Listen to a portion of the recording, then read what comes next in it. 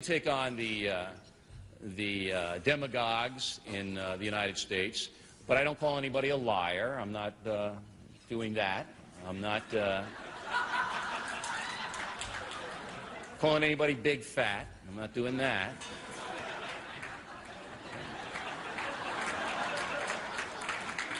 I'm not too big on that kind of stuff, you know? Trying to elevate the discourse here. All right? I'm an analyst, all right? And when I say something, I back it up. Now, if I'm going to be accused of being a liar, now you better have something there, because in 6.5 years on the O'Reilly Factor and 1 year on the radio, 2 hours a day, 5 days a week, I have not had to retract one story. Not one. Of course, we've made mistakes, factual mistakes, and we correct them, as every newspaper does every day. You'll see the correction column. But we have not had to retract one story, because we are very methodical in the way we go about our presentation. Thank you. Here's the preliminary cover of Lies and the Lying Liars Who Tell Them a Fair and Balanced Look at the Right. And Bill, we talked about this before. The picture of you, if we can get one from the Factor, would be great, because he wasn't happy with this one, and you know, this is a public domain picture, and just any picture of you with your mouth open would be good. So the mainstream media does not have a bias, left or right. There is, however, a right-wing media, and we know who they are. The Wall Street Journal editorial page, talk radio, which you talked so eloquently about, Bill, Fox, Fair and Balanced, talk about Orwellian. I mean, come on.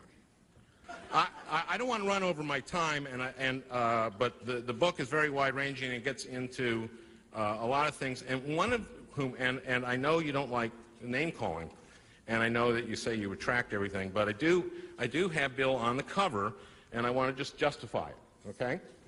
Can I borrow your water? No? Molly? Oh, you're out? Thanks. Thanks. Taste it first. Yeah. Because I really need to tell this right. Okay, and Bill, you know a little bit of this story. A couple years ago, I'm watching C-SPAN, which I love to watch, and I see Bill promoting his book, No Spin Zone, and he's on. It's a format like this, actually. It's a moderator, just with him, though. And he says, the moderator says something like, you hosted Inside Edition, which was a tabloid show. And Bill says, tabloid show, we won 2 Peabodys. And the guy said, well, yeah, but you got to admit, it was kind of a tabloid show. He goes, Peabody's only the most prestigious award in journalism. We won 2 of them. The guy says, well, yeah, but it had kind of a tabloidy format. And he says, you want us to give our 2 Peabodys back? So I'm watching this, and I'm going like, Inside Edition never won a Peabody. So I nexus Peabody and Inside Edition. And I do get 3 hits, and they're all Bill saying on his show that Inside Edition had won the Peabody. Here's one from August 30th. I anchored a program called Inside Edition, which has won a Peabody Award. There it won 1. May 8th, you won 2. Well, all I've got to say is that Inside Edition has won, I believe, you did qualify it, 2 Peabody Awards, the highest journalism award in the country. And then on May 19th, 2000, you go into this long thing about, someone says it's, Neville says, he says you hosted Inside Edition, you say correct, which is considered a tabloid show, you say by whom? By many people. Does that mean, and then you say we throw the Peabody Awards back, we won Peabody Awards. So I go to the Peabody website and look for Inside Edition Peabody Awards, and there aren't any, and I call the Peabody people, and I said, did you guys give Inside Edition a Peabody? And there was some laughter, and you know, because I'm thinking, what was it for, you know, How Bare is Too Bare, or, you know, something on Madonna's first you know, the father of her first baby, maybe you won it for. But they say no, they've never won it. So I call Bill, and you were really nice. You called me back. And you said, yeah, what is it, Al? And it was very warm. And I said, I saw you on C-SPAN. You said you won, Inside Edition won 2 Peabodys. Well, we did. I said, well, you really should talk to the Peabody people about it, because they don't think you did. And he said, I'll call you back. Calls me back 5 minutes. You remember this? He says, okay, it was a poke. I say, a poke? He said, yeah. It's just as prestigious as the Peabody. I said, so there are 2 most prestigious awards in journalism.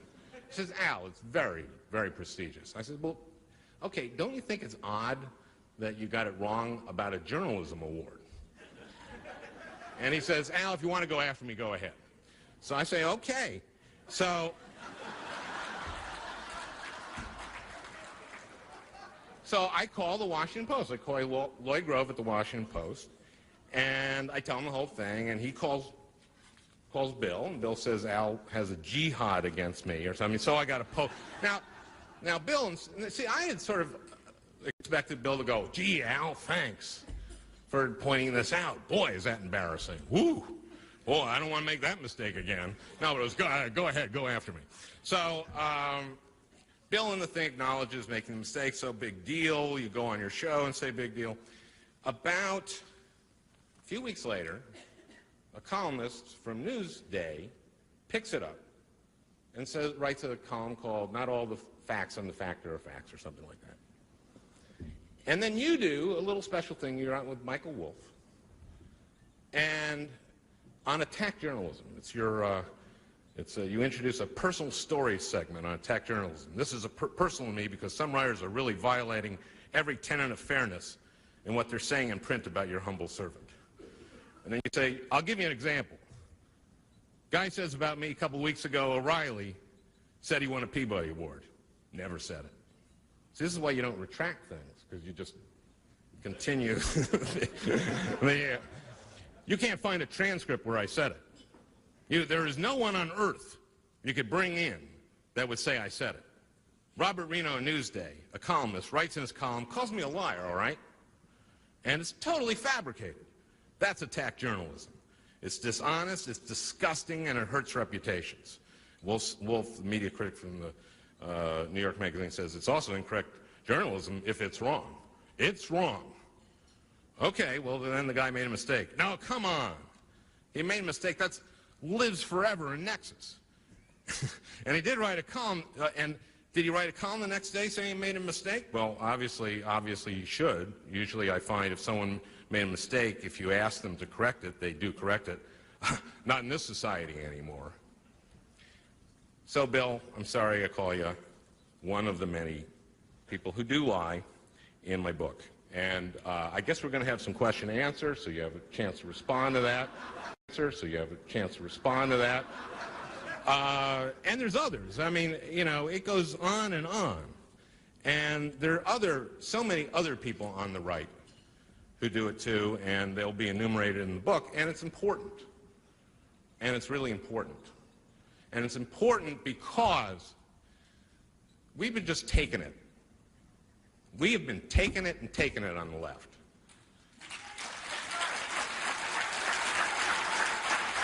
You know, I went to that Wellstone Memorial. The next day I hear Rush Limbaugh on the radio going, "There was no memorializing, my friends."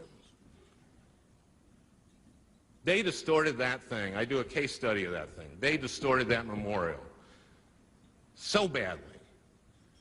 And I wish Tucker were here today, because Tucker the next day said that Republican senators who had come, who were friends of Wellstone, were shouted down by people, by the crowd, when they were trying to speak, when they tried to speak. That wasn't the format of the memorial. There was lie after lie. Weekly Standard, Christopher Caldwell did the most vicious thing on that, on the Wellstone Memorial. Did not see it. All he saw, I think, were some clips on Fox that Mr. Hannity had put together. So I got this chapter and verse, and I got it. And we're not going to sit for it anymore. We just aren't.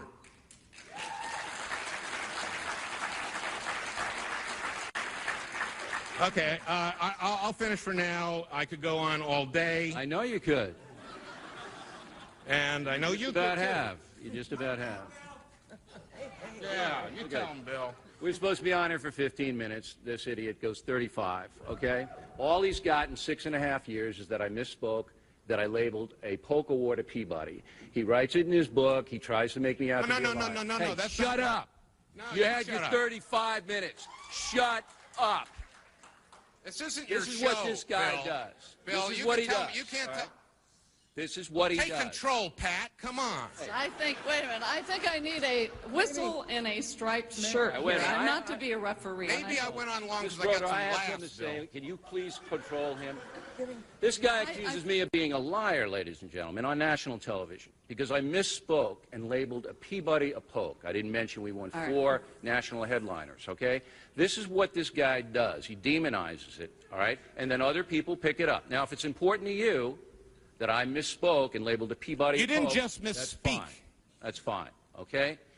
This is what he does. He's a vicious, and that is with a capital V, person who is blinded by ideology. And that's all I'll say about everybody. Thank you very much. And I think what we need to do I want to pat my is penny and 2 cents reclaim worth. all of this. The one thing I want to say to the wonderful booksellers in this room, if your customers tell you that there isn't a variety of books coming out this fall, your customers aren't paying attention. Because I must say, I think we have shown here this tremendous range. And I think one of the things that all of us stand for, booksellers and publishers very vigorously, is free speech and freedom of expression. And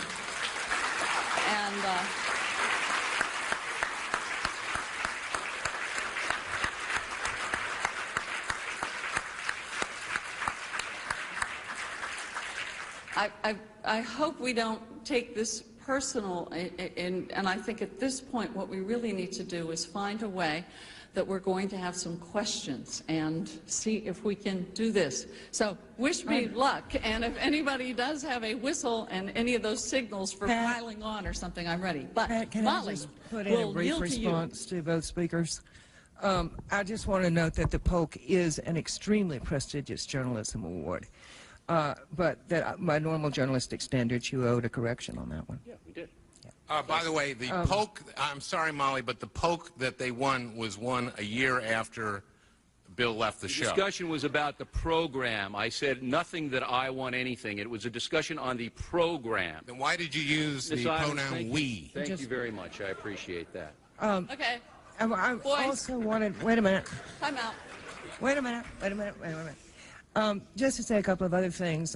In our ongoing efforts to achieve civil discourse, one of the things that I notice is that we do tend, and I know Bill specifically says he tries not to do this, but we do tend to lump everybody, you know, the left, the right, and then accuse the left says this or that.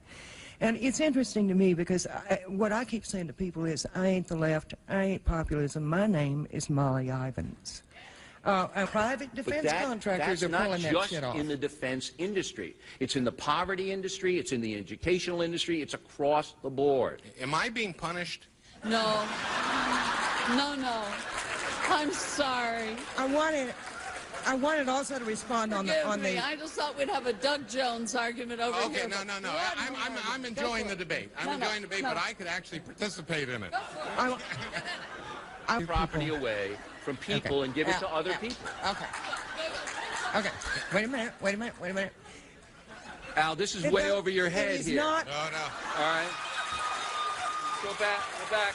We'll call you when we need you. Go back over there. Unlike Molly, I am a liberal.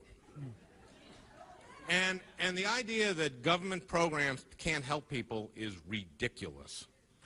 And I'll give you a story. I mean, you like to say you came from the poorest background possible. You've said that. No, I haven't. Yes, I you came have. from From a the- working class Levittown You've said background. from the... It's another And distortion. did you grow up in Go ahead, Westbury Al. or Levittown?